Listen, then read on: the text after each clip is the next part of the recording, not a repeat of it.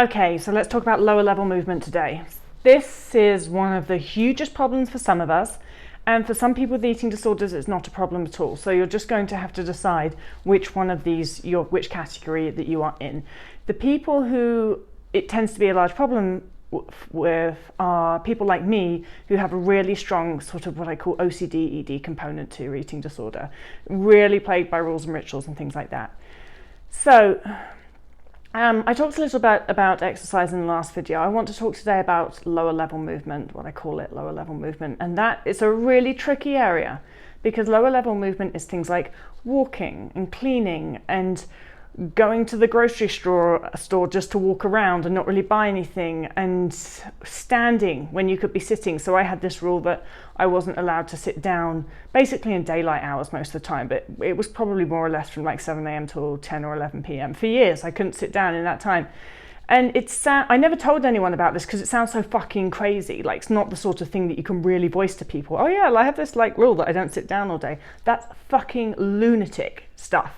So I didn't tell anyone because I was worried people would lock me up. Probably should have done. But it really impacts one's life. I couldn't go on vacation, I couldn't go on holiday, I couldn't sit on a plane, or if I did, the anxiety around doing that thing was not even worth booking the holiday.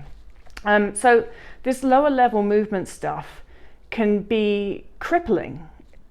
For some of us, for those that have the high degree of this stuff, it's worse than a restriction. My day was completely full of rules and rituals and walks that I had to do and stairs that I had to climb and errands that I had to run that I didn't need to actually do. My whole day was taken up with that. And so this is all harmful more from a mental perspective than it is from a physical perspective. So although it is also harmful from a physical perspective as well. But what's going on here is that over the years, my brain had sort of picked up on all these rituals and rules and compulsions that maybe I'd walked an extra flight of stairs and my eating disorder had gone like, oh, that feels good, I want to do that again tomorrow. And before I knew it, I'd done it so many days in a row that it was just a compulsion and I had to do it and I didn't even really know why.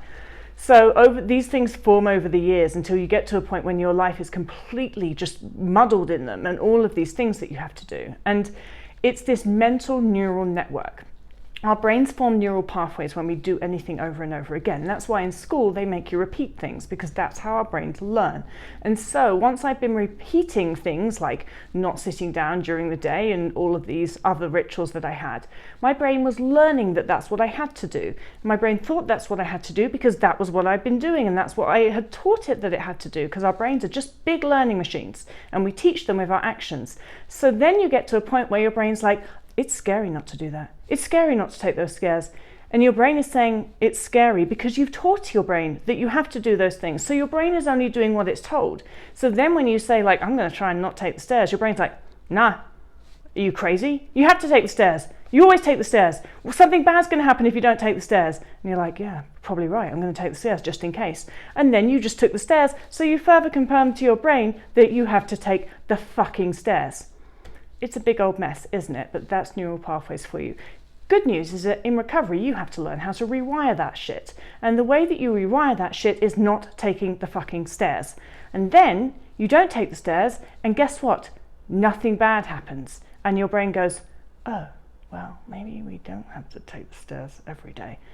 And then you don't take the stairs again tomorrow, and your brain's like, all right, well, maybe we don't actually have to take the stairs. And if you don't take the stairs for a week, after a week, your brain's like, I don't even have to take the stairs. Don't even know why I thought I had to all the time. It was a bit dumb, wasn't it?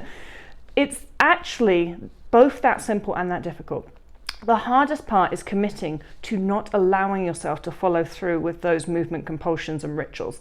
And I picked one, taking the stairs. It could be a bazillion different ones that I could have picked then. Like, you know, the standing one was a huge big deal. Walking the dog at the same time, at the same place every day compulsively. Walking to the store, walking around the store, walking each item of clothing upstairs to the downstairs from the laundry piece by piece. All this shit that I didn't need to actually do and should never have been doing because it was ruining my life.